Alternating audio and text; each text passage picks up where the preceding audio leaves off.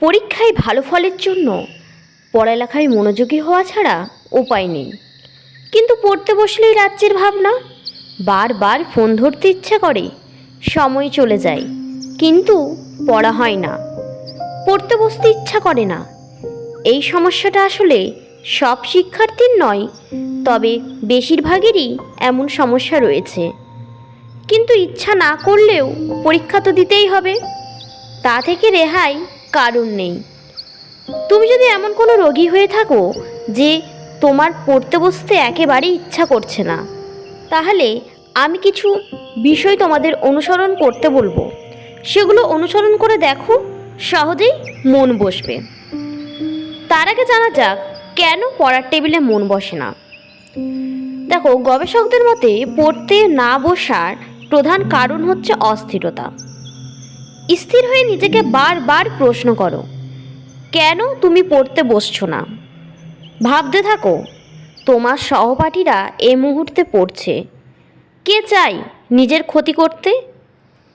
এবার কয়েকটি ধাপে মনোযোগ আনার চেষ্টা করো।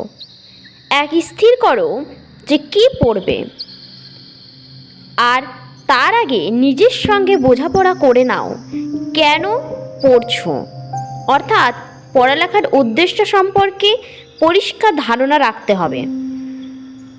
2 নম্বর যে পয়েন্টটি বলবো সেটি হচ্ছে ঘুম ঘুম লাগে তবে পড়তে বসবে না। পত্রিকা পড়ে মজার কিছু করে ঘুম তাড়ানোর কিন্তু চেষ্টা করো। এটা মনে রাখবে, ঘুম চোখে পড়লে শুধু সময়ই নষ্ট হবে, কোনো কাজে আসবে না। এর চেয়ে ঘুমানোই ভালো। ঘুম চলে গেলে বই নিয়ে বসে যাও।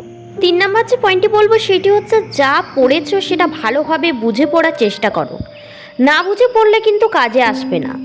আরেকটি বিষয় লক্ষ্য রাখতে হবে, যত অল্প কিংবা বেশি পড়ো না কেন তা যেন মনোযোগ সহকারে হয়।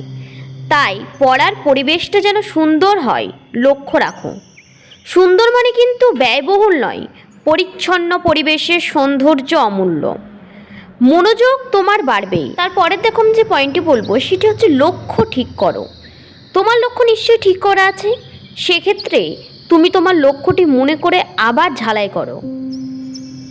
তুমি চাইছো এবারে পরীক্ষায় যে করেই হোক একটা আকাঙ্ক্ষিত পয়েন্ট নিয়ে যাবে, খুব ভালো রেজাল্ট করবে, তাহলে কিন্তু তোমাকে তোমার লক্ষ্যর দিকে নজর দিতে হবে।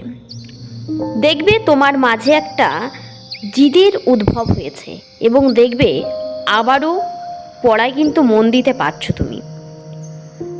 তারপরের যে পয়েন্টটি বলবো, ক্ষুধা নিবারণ করো। এমন অনেক সময় দেখা গেছে যে অতিরিক্ত ক্ষুধা লাগছে আর পড়তে মন চাই না। এমনিতে কিন্তু পড়তে বসলে একটু পরপর ক্ষুধা লাগে, তাই ভালোভাবে খেয়াল করে দেখবে তোমার ক্ষুধা লেগেছে কিনা। যদি ক্ষুধা লেগে থাকে তাহলে তা নিবারণ করো, অর্থাৎ পর্যাপ্ত পরিমাণে আহার করে আবার পড়তে বসো। দেখবে তোমার পড়ায় কিন্তু মন বসছে। তারপরের যে পয়েন্টটি বলবো সেটা হচ্ছে সময়ে সচেতন হন। নির্দিষ্ট মানুষের জন্য নির্দিষ্ট কিছু সময় রয়েছে, যে সময় পড়া কিন্তু খুব দ্রুত আয়ত্তে আসে। যেমন কেউ অনেক ভোরে পড়ো, কেউ সারাদিন পড়ো, কেউ আবার অনেক রাতে পড়ো। তোমার কোন সময়টা পড়া হয় সেই সময়ে কিন্তু পড়তে বসো। প্রয়োজনে একটা কিন্তু রুটিন তৈরি করে নাও। যে সময়ে পড়া হয় না সে সময়ে অযথা পড়তে বসে এনার্জি নষ্ট না করে ঘুমিয়ে কিন্তু ব্রেনটাকে বিশ্রাম দাও। তারপরের যে পয়েন্টটি বলবো সেটা হচ্ছে ঘুমিয়ে নাও। অনেকক্ষণ ধরে কিন্তু পড়লে মস্তিষ্কে অনেক চাপ পড়ে, ফলে মস্তিষ্ক আর কোনো কাজ করতে পারে না। এক্ষেত্রে তুমি যদি কিছুটা সময় ঘুমিয়ে নাও তাহলে দেখবে ব্রেনের রিফ্রেশমেন্ট হচ্ছে। এর ফলে খুব দ্রুত আবার পড়া কিন্তু ক্যাচ করতে পারবে তোমার ব্রেন। এই জন্য অতিরিক্ত চাপ কমাতে অবশ্যই কিছুটা ঘুমিয়ে নাও। এই ছিল আজকের কিছু টিপস। তোমাদের যদি ভালো লাগে তাহলে অবশ্যই লাইক শেয়ার করতে ভুলবে না, এবং তোমাদের যদি আরও এইরকমই নতুন নতুন ভিডিও চাই তাহলে অবশ্যই কমেন্ট করে জানাবে।